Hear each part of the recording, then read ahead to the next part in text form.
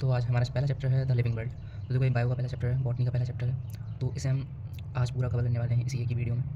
तो शुरू करते हैं। सबसे पहले देखते हैं इंट्रोडक्शन क्या है। इंट्रोडक्शन में बायोलॉजी के बारे में बताया गया है कि बायोलॉजी एक साइंस है जिसमें हम अलग अलग लाइफ फॉर्म्स, लिविंग प्रोसेसेस जैसे मेटाबॉलिज्म, ग्रोथ, रिप्रोडक्शन, इन सब के बारे में स्टडी करते हैं। बायोलॉजी एक स्टोरी है लाइफ की अर्थ पर। बायोलॉजी एक स्टोरी है evolution of living organism on earth.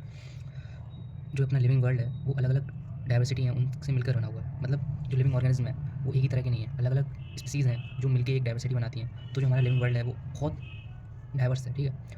Early man, अब देखो पुराने टाइम के जो अर्ली मैन थे उनकी बात करते हैं। Early man could easily perceive the difference between inanimate matter and living organism. जो अर्ली मैन थे वो बहुत आसानी से बता सकते थे डिफरेंस क्या होता है इनएनिमेट यानी नॉन लिविंग और एनिमेट यानी लिविंग ऑर्गेनिज्म के बीच में। कैसे? देखो, अर्ली मैन क्या करते थे, जो चीज़ मूव कर रही है उसे बोलते थे ये लिविंग है, और जो चीज़ एक जगह रुकी है तो उसे कहते थे ये नॉन लिविंग है। तो इसी के चलते जो अर्ली मैन थे वो वर्शिप किया करते थे इनएनिमेट मैटर, कुछ जैसे विंड, सी, फायर और कुछ एनिमल्स की किया करते थे। क्यों? क्योंकि ये सब चीज़ें थी, इनसे इन्हें डर लगने लगा था। जैसे कभी सुनामी आती थी तो सब कुछ बहा ले आती थी, तो उन्हें पानी यानी समंदर से डर लगने लगा। आग सबको जला देती थी तो आग से डर लगने लगा। तूफ़ान आते थे तो तूफ़ान मतलब विंड से डर लगने लगा। कुछ जानवर थे वो उन्हें खा जाया करते थे तो उन जानवरों से डर लगने लगा। इसीलिए इन सब की वो पूजा करने लगे थे। इसमें क्या है, common feature of all such forms of inanimate and animate object was the sense of away और फियर डेट दे वॉक। ये जो हमने बताया, the description of living organisms, including human beings, began much later in human history. Societies with indulged in anthropocentric view of biology could register limited progress in biological knowledge because they were describing and studying human soul. देखो, जो description है, जो living organism है हमारे, मतलब पहले हम क्या करते थे, हम सिर्फ ह्यूमन की स्टडी करते थे। लेकिन जब हम ह्यूमन की स्टडी करते थे तो जो प्रोग्रेस थी वो बहुत लिमिटेड थी।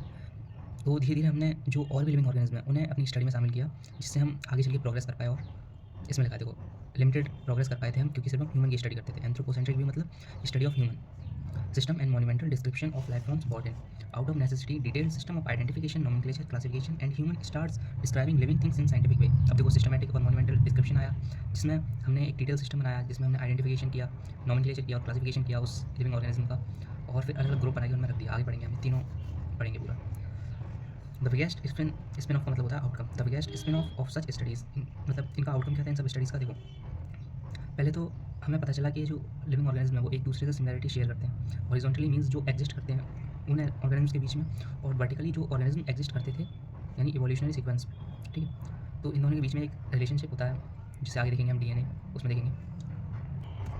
देखो, that all present day living organisms are related to each other, also to all living organisms that ever lived on this earth was a revelation which humbled man and led to cultural movement for conservation of biodiversity. Means जो living organism थे, जितने भी living organism हैं उनके बीच में common genetic material है। इसी से हमें जो, मतलब हम एक दूसरे के ऊपर सिमिलरिटी शो करते हैं। तो ये जब पता चला तो जो ह्यूमंस थे वो बहुत हम्बल्ड हो गए, और अब जो अपनी बायोडाइवर्सिटी है उसे बचाने के लिए कल्चरल मूवमेंट स्टार्ट कर दिया, कंजर्वेशन ऑफ बायोडाइवर्सिटी, अलग अलग मूवमेंट स्टार्ट कर दिए।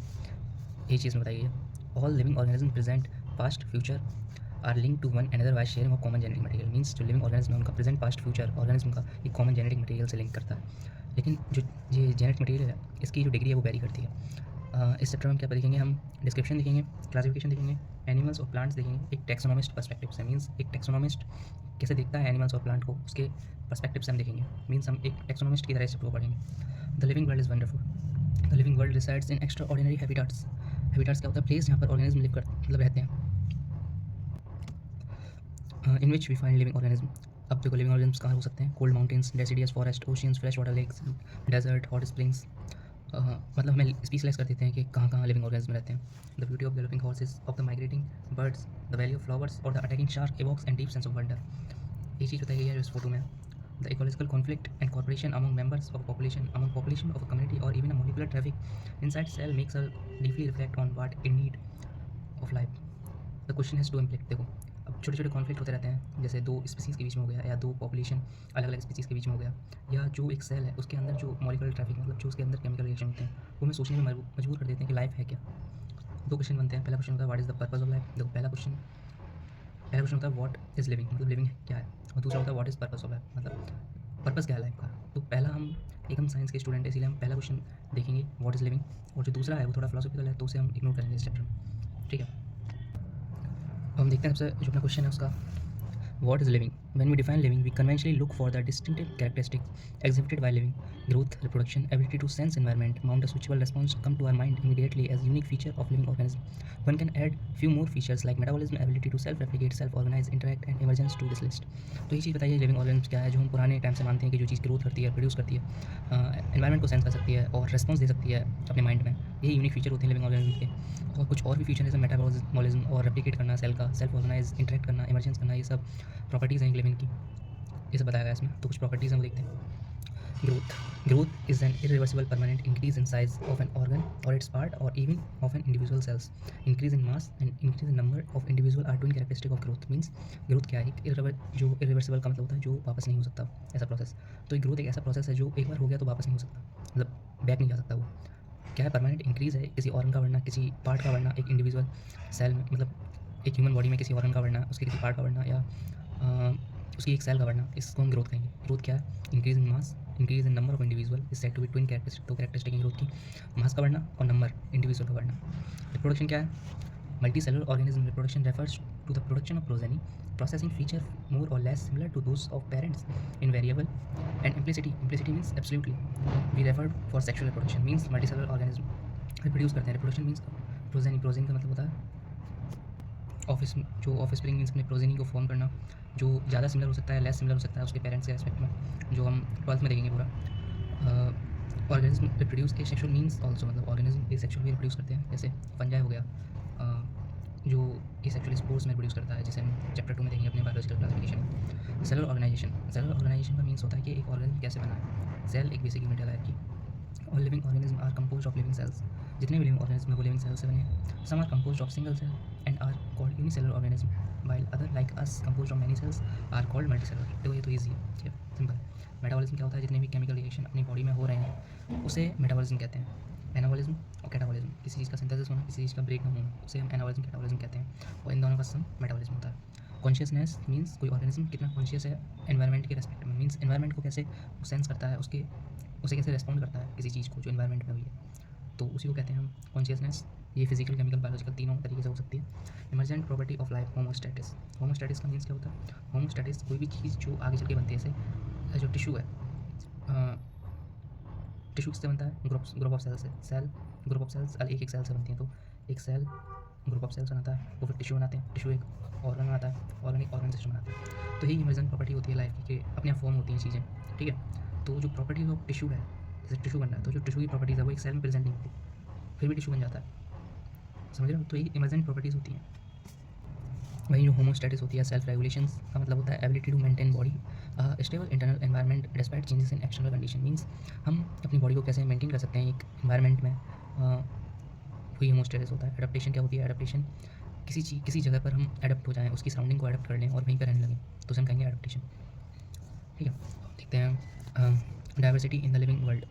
लिविंग वर्ल्ड में कितनी डाइवर्सिटी है वो देखेंगे। इसी में हम टैक्सोनॉमी पढ़ेंगे, आइडेंटिफिकेशन पढ़ेंगे, नोमेनक्लेचर पढ़ेंगे, क्लासिफिकेशन पढ़ेंगे।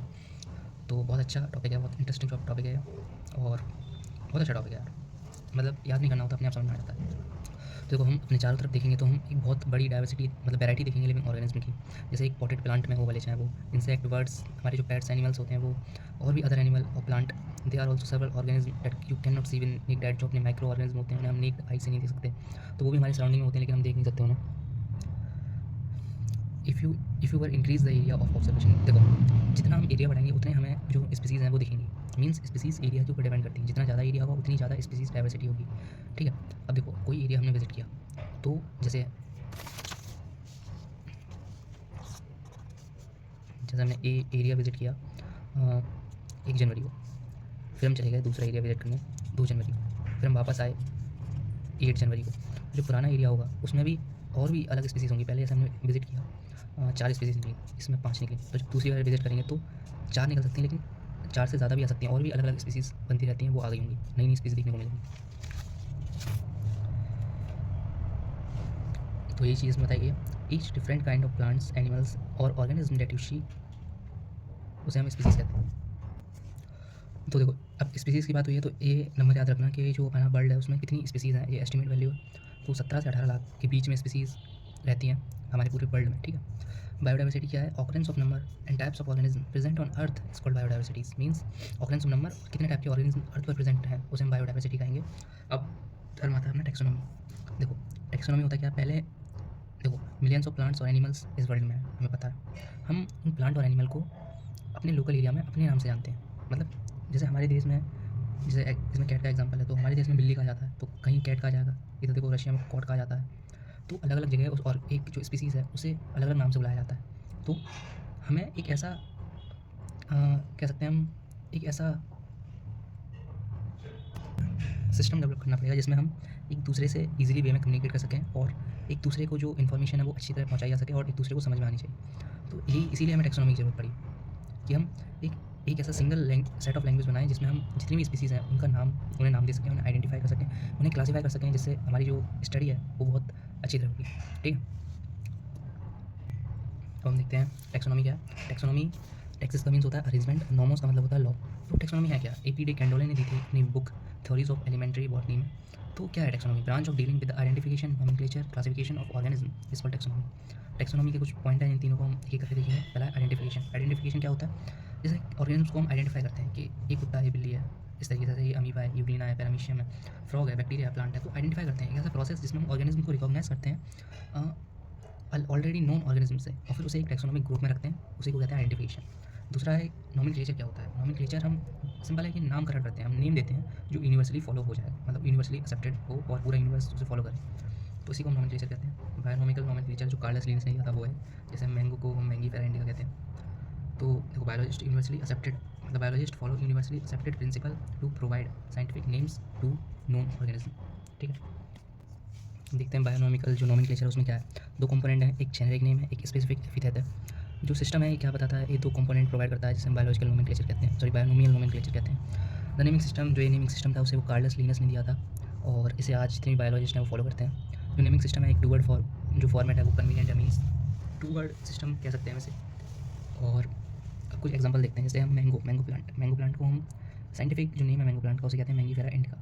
अब कैसे है मैंगी फेरा इंडिका, इसमें क्या क्या चीज़ें हैं वो देखेंगे। जो मैंगी फेरा है वो है अपना जेनेरिक नेम मीन जीनस, और इंडिका है वो है अपना स्पेसिफिक एपिथेट, और टोटल मिलकर बनाते हैं एक बायोनॉमिकल नोमेनक्लेचर। ठीक है, सॉरी बायोनोमियल। इसमें Mangifera indica, first letter of genus in capital, first letter of specific epithet in small, और ये लिन जिसने साइंटिस्ट है जिसने नाम दिया था उसका नेम यूज़ करते हैं। तो यही चीज़ है। तीसरा देखते हैं हम क्लासिफिकेशन। क्लासिफिकेशन एक ऐसा प्रोसेस है जिसमें हम जो ऑर्गेनिज्म है उनके हम इजीली जो ऑब्जर्वेबल कैरेक्टर हैं उन्हें देखते हैं, फिर उन कैरेक्टर के अकॉर्डिंग उन्हें उनके जो कन्वीनियंट ग्रुप है उसमें रखते हैं, उसी को हम कहते हैं क्लासिफिकेशन। और जैसे इसमें देखो प्रोकैरियोट ग्रुप अलग है, इसमें अलग ऑर्गेनिज्म आते हैं, इसमें अलग आते हैं, इसके भी अलग अलग पार्ट है, इसमें भी अलग अलग पार्ट है, तो ऐसे होता है। International code of botanical nomenclature, international code of zoological nomenclature, जो प्लांट्स को नेम देता है उसे कहते हैं ICPN, और जो एनिमल को नेम देता है उसे हम कहते हैं ICZ। ठीक है, हम देखते हैं टाइप्स ऑफ क्लासिफिकेशन। सबसे पहले क्लासिफिकेशन आर्टिफिशियल क्लासिफिकेशन, जिसमें लीनस ने ली है 24 क्लासेस ली थी, मेल पार्ट लिया था स्टेमिन, और कुछ सुपरफिशियल मॉर्फोलॉजिकल कैरेक्टर लिए थे, जैसे हैबिटाट हो गया, सॉरी हैबिट हो गई, कलर हो गया, नेम हो गया, शेप हो गया, लिप्स थे उसे। जो ओवरऑल मॉर्फोलॉजी है उसे कंसिडर नहीं किया गया था। दूसरा है नेचुरल नॉन फिलोजेनिक क्लासिफिकेशन, जो डाल्टन हुकर और बेंथमन ने दी थी। इस क्लासिफिकेशन में प्रोजेनी फॉलो नहीं की गई थी। जो नेचुरल फिलोजेनिक क्लासिफिकेशन है इसमें क्रॉस मॉर्फोलॉजी यूज़ की गई थी, और प्रोजेनी जो फाइलोजेनी है उसे भी फॉलो किया गया था। और तीसरी है न्यूमेरिकल क्लासिफिकेशन, जिसमें हम कंप्यूटर का यूज़ करते हैं। बेसिकली सिंपल है, आती नहीं है इतना, बता दिया बस। सिस्टमेटिक्स हम टेक्सोनॉमी और फाइलोजेनी, इनका जो कॉम्बिनेशन होता है उसे हम सिस्टमेटिक्स कहते हैं। तो सिस्टमेटिक्स टर्म जो है वो कार्लस लिनस ने भाई मीनिंग दी है। और सिस्टमेटिक्स है क्या, जिसमें हम स्टडी करते हैं डाइवर्सिटी ऑफ ऑर्गेनिज्म और उनके एवोल्यूशनल रिलेशंस के बीच में, तो ये सिस्टमेटिक्स है। इसमें टेक्सोनॉमिक्स क्या करते हैं, एक्सटर्नल और इंटरनल स्ट्रक्चर यूज़ करते हैं, स्ट्रक्चर ऑफ सेल यूज़ करते हैं, डेवलपमेंट प्रोसेस यूज़ करते हैं, इकोलॉजिकल इन्फॉर्मेशन एक ऑर्गेनिज्म की यूज़ करते हैं। तो ये है सिस्टमेटिक्स। कुछ रूल हैं जो बायोनोमियल नोमेनक्लेचर है उसमें यूज़ होते हैं, जैसे जनरली लैटिन में यूज़ होगा और इटैलिक में लिखेंगे। जो लैटिन है वो ड्राइव्ड है लैटिन रिस्पेक्टेड फ्रॉम ओरिजिन। जो फर्स्ट वर्ड है बायोलॉजिकल नोमेनक्लेचर का वो रिप्रेजेंट करेगा जीनस को, सेकंड करेगा स्पेसिफिक एपिथेट को। जो दोनों वर्ड हैं वो अगर जब लिख रहे हैं तो उन्हें अंडरलाइन करेंगे, अगर हम प्रिंट करवा रहे हैं तो उन्हें इटैलिक में प्रिंट लिखेंगे। The first word denoting the genus starting from a capital letter M, और सेकंड वर्ड स्पेसिफिक एपिथेट जो स्मॉल लेटर से डिनोट करा जाएगा indica. Name of scientist is neither underline और nor italicise but written in Roman letters. ठीक है, तो ये इंपॉर्टेंट नहीं है ना, फिर भी देख लो, याद हो जाते हैं वैसे। अब हम मेन अपना पढ़ेंगे टैक्सोनॉमी कैटेगरी। तो टोटल 7 कैटेगरी हैं टैक्सोनॉमी की, और ये 7 जो कैटेगरी है वो ऑब्लिगेट है और बहुत ब्रॉड है। ठीक है, तो जो टैक्सोनॉमिस्ट है, जो एक कैटेगरी है इसमें भी और छोटी छोटी सब कैटेगरीज हैं, उसमें भी सब डिवीज़न है, सब ऑर्डर है, तो बहुत डाइवर्सिटी है इसमें भी, कैटेगरी में भी, मतलब बहुत अलग अलग पार्ट हैं इसके। तो वो ज़्यादातर यूज़ नहीं की जाती है ये जो सब डिवीज़न है, लेकिन हमें पता होना चाहिए। टैक्सोनॉमी हायरार्की क्या होती है, एक अरेंजमेंट होता है टैक्सोनॉमी कैटेगरीज का, उसे हम कहते हैं टैक्सोनॉमी हायरार्की। जैसे बिगेस्ट यूनिट इसमें किंगडम है और स्मॉलेस्ट यूनिट स्पीसीज़ है। ठीक है, अब देखो यहाँ से ऐसे जाएंगे ऊपर, तो स्पीसीज़ की जो सिमिलैरिटीज़ हैं वो डिक्रीज़ करती जाएंगी, और यहाँ से ऐसे आएंगे तो सिमिलैरिटीज़ बढ़ती जाएंगी। ठीक है, नंबर ऑफ ऑर्गेनिज्म ऊपर जाएंगे तो इंक्रीज़ करेंगे, नीचे आएंगे तो डिक्रीज़ करेंगे। ठीक है, अब हम देखते हैं टैक्सॉन क्या होता है। टैक्सॉन बेसिकली एक रैंक है जो हम जो हमारी टैक्सोनॉमी हायरार्की है उसमें एक चीज़ को देते हैं। जैसे कि कैटेगरी है अपनी किंगडम के अंदर जो प्लांटी है वो एक टैक्सॉन है। ठीक है, जैसे क्लास है, क्लास में डाइकोटिलिडन, ये एक टैक्सॉन है। ठीक है, तो जो क्लासिफिकेशन है वो एक सिंगल स्टेप प्रोसेस नहीं है, इसमें अलग अलग स्टेप्स इन्वॉल्व होते हैं। ठीक है, तो जो कैटेगरी है is a part of all taxonomic arrangement is called taxonomic categories. All categories together constitute taxonomic hierarchy. Means ये टैक्सोनॉमिक कैटेगरीज है, तो इन सबको मिला के हम कहते हैं टैक्सोनॉमिक हायरार्की। ठीक है, जो हम पहले पढ़ चुके हैं। ईज जो कैटेगरीज होती है वो एक यूनिट क्लासिफिकेशन रेफर करती है, जिसे हम टैक्सोन कहते हैं। Taxonomic categories and hierarchy can be illustrated by example. देखो एग्जांपल्स हम देखते हैं। Insect represent a group. Insect एक ग्रुप रिप्रेजेंट करता है, sharing common feature 3 pair jointed legs. It means insect are recognizable concrete object which can classify thus were given a rank और categories. मतलब insect को हम एक कैटेगरी कहेंगे और उसके अंदर जो 3 पेयर जॉइंटेड लेग है इसे हम क्या कहेंगे, एक टैक्सोन कहेंगे। ठीक है, तो ये देखो अब मैंगो का पूरा बताया गया। Species Mangifera indica, genus Mangifera, family Anacardiaceae, order spindles, class dicotyledon, division angiosperm, और किंगडम प्लांटी ऐसे ह्यूमन, होमो सेपियंस, होमो, होमिडाई, परमिटा, मैमिलिया, कॉर्डेटा, एनिमिलिया, ये सब। ठीक है, अब कुछ देख लेते हैं। जैसे जो ग्रुप है वो रिप्रेजेंट करते हैं कैटेगरी को, और कैटेगरी है वो रिप्रेजेंट करती है एक रैंक को, और एक रैंक जो है उसे हम टैक्सोन कहते हैं।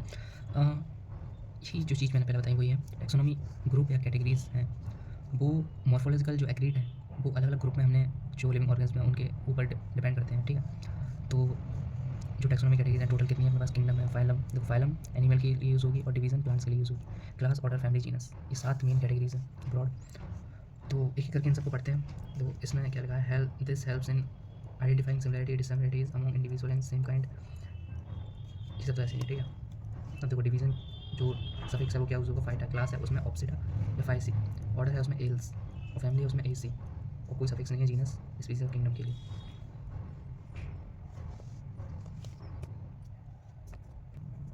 अब हम देखते हैं स्पीसीज़ के बारे में।